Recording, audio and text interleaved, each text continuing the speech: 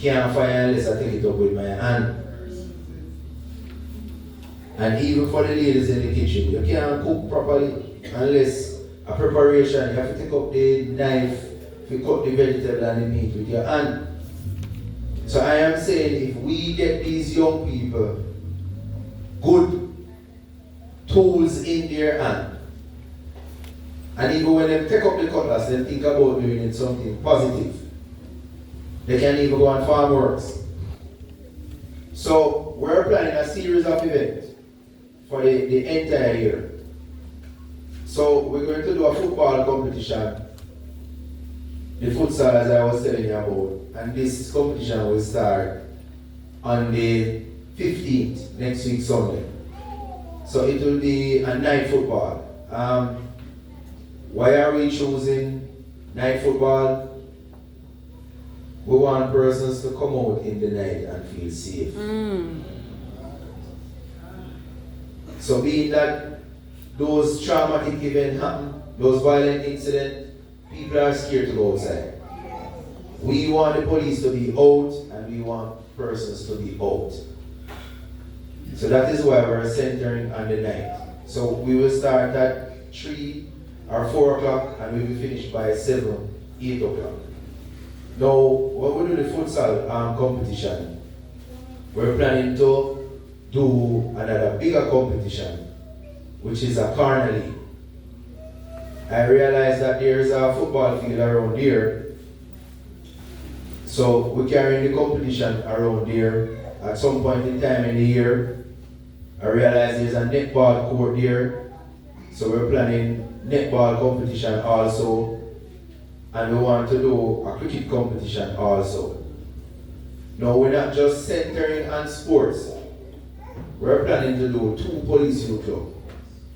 One on the Cedar Grove side and one on this side. And to twin it with the youth club, we're planning to do a police recruitment drive. We have not exactly identified the area as yet or the center that will do it, but we're going to do a police recruitment drive. I don't know if that has been done in this area before. But we want to get the young persons involved. We want to open a skill center. So we're partnering with Archers. So for persons to try to go to Newport or Mandeville, we're trying to identify an area between Old England and Cedar Grove where we can do a skill center. Now, it will be a complex project, but I know with the partnership with ART and SDC, we can pull this off. Now, with the center, persons will be trained in barbering, hairdressing, also food and beverage, hospitality and tourism. So we can get young persons from these communities to go to the hotels and work. And also, we are going to start up a welding program. So the center will be equipped with machines and material, and persons will be trained to do welding there as well. So those are the things that we're planning. Now back to the futsal competition. We'll have 16 teams. Now 10 teams will come from the communities, and then the other 6 teams will be a combination of some business groups and some professional groups. So we'll have 1 team from the police, 1 team from the church, 1 team from the JDF, and the other 3 teams will be commercial companies. Alright, so for us as police officers, this initiative represents a shift from being seen only in the moments of crisis. So while we're doing this, we want to ensure that for the next 11 months or 10 months, you will be seeing the police through your community right through. Not just patrolling, not just doing stop and search, not just doing raid, but playing sports with the community. And one interesting thing that we want to get back in the society is the playing of domino games. Now, when we drive through the entire space from Old England back to Cedar Grove, we're not seeing dominoes being played. So we want to start up a domino competition. Also, we want to get everybody involved, from the young persons to the senior persons. Alright, so the goal of this initiative is to strengthen the relationship between the police and the communities we serve.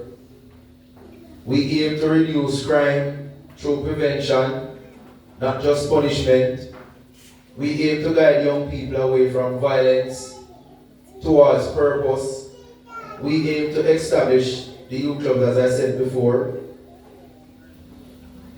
Also, we aim to identify young men and women who may see policing not as an enemy. And this is a stigma that we definitely want to change. We don't want the community persons to see the police officers as enemy, especially young persons. But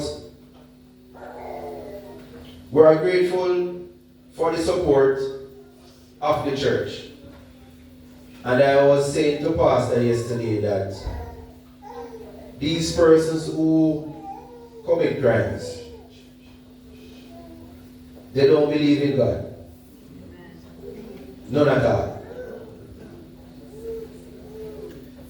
And believing in God means that you have to fear God.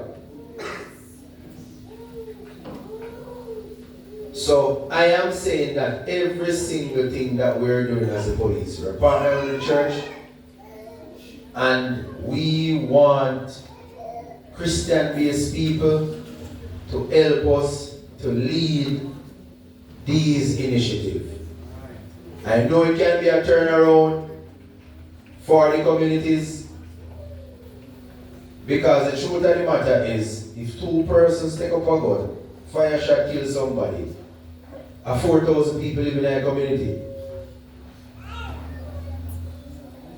So we want to know that the law-abiding citizens can do whatever they want freely in their community without fear of crime.